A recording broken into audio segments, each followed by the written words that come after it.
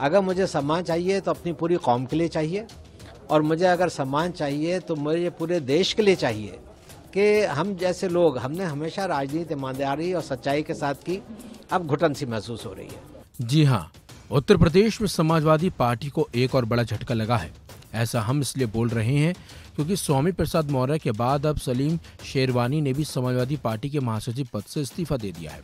हैरानी की बात तो यह है कि सलीम शेरवानी ने बाकायदा सपा अध्यक्ष अखिलेश यादव को चिट्ठी लिखी, जिसमें उन्होंने कहा है कि पार्टी में मुसलमानों की उपेक्षा से परेशान होकर महासचिव पद से इस्तीफा दे रहा हूं। जल्द ही भविष्य को लेकर फैसला लूंगा। सलीम शेरवानी के मुताबिक मुसलमान लगातार उपेक्षित महसूस कर रहा है। राज्यसभा के चुनाव में किसी मुसलमान को नहीं भेजा गया है।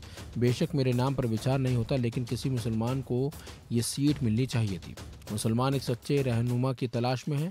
मुझे लगता है कि सपा में रहते हुए मैं मुसलमानों की हालत में बहुत परिवर्तन नहीं ला सकता। सलीम शेरवानी ने आरोप लगाया है कि जिस तरह से आपने पीडीए का नाम लिया, लेकिन राज्यसभा में उम्मीदवारों की लिस्ट को देखकर लगता है कि आप खुद ही पीडीए को कोई महत्व नहीं देते। आज की बात नहीं है ये तब हुआ जबकि ये राज्यसभा की मेंबर्स की घोषणा की गई। उस वक्त मेरे दिल आग में बात आई कि भाई जो हम जिस नारे पे हम चुनाव लड़ रहे हैं, उस नारे पे हमारी पार्टी बिल्कुल सीरियस नहीं है। और जिस तरह से राज्यसभा के टिकट दिए गए, मेरा एक दिल में और मेरे साथियों के दिल में ये सोच उठी कि भाई जिस मुद्दे पे आप 2024 का चुनाव लड़ना चाहते हैं, उसी मुद्दे पे ही से आप हट जाते हैं, तो हमारा क्या वजूद है, हम क्यों रहें पार्टी के साथ। इस पार्टी में क्या ऐसी कमी आ गई, क्या आपका विचार? कमी की बात नहीं है, सोच की बात है।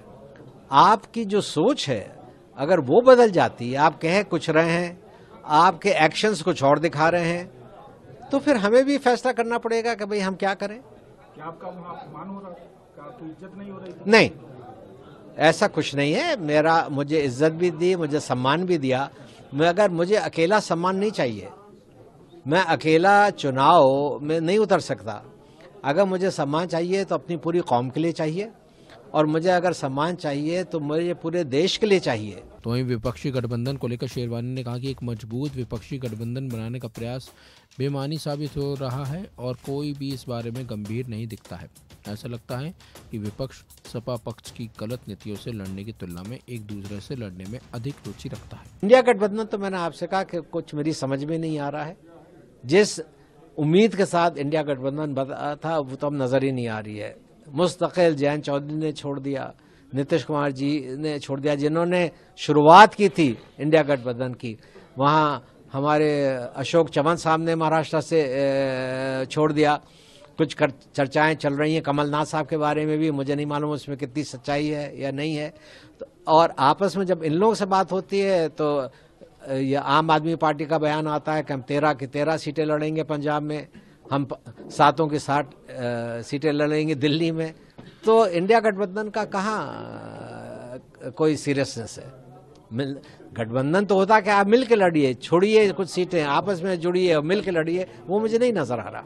आपको बता दें, सलीम शेरवानी बदायूं लोकसभा सीट से 5 बार के सांसद रह चुके हैं। वो 4 बार सपा के टिकट पर चुनाव जीते, जबकि 1 बार कांग्रेस से सांसद रह चुके हैं। 2019 के लोकसभा चुनाव से पहले शेरवानी सपा छोड़कर कांग्रेस में शामिल हो गए थे। चुनाव में कांग्रेस से मिली हार के बाद वो सपा में वापस आ गए थे, और ऐसे में अब उन्होंने समाजवादी पार्टी को एक बड़ा झटका दे दिया है। फिलहाल इस खबर में बस इतना ही। अपडेट्स के लिए बने रहिए वन इंडिया हिंदी के साथ।